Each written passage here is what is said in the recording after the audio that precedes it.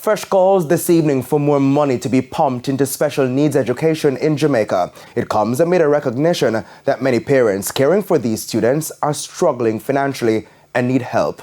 The details in this report from Dwayne Anderson. Weeks ago, students, parents and educators from the Promise Learning Center in St. Andrew and the St. Elizabeth Early Childhood Education Therapeutic Center were facing an uncertain future. We need assistance and we need help and we need it now. Fast forward, and some stakeholders have expanded the conversation from those two institutions. They are calling for more special needs education centers to be established across the island.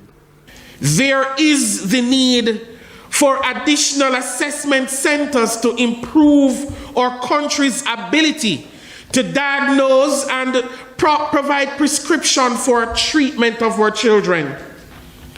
Additionally, more teachers are needed to acquire the requisite skills and competencies to participate in the assessment process with a view of reducing the wait time for our students. Describing the dire need for funding for special needs education as, quote, the elephant in the room, end quote, the principal of the Church Teachers College, Dr. Garth Anderson, made mention of a few things that policymakers can do to ease these challenges. What we need are the resources and support for both students and teachers in order to reap the benefits of our labor. And so all of us should subscribe to the Education International campaign. It says, go public, fund education.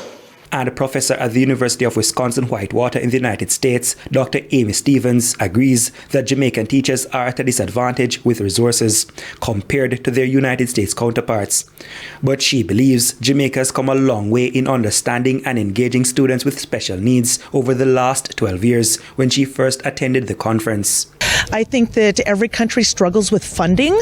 There needs to be more dollars from the government to support teachers for training and to give them appropriate materials and placements for students with disabilities.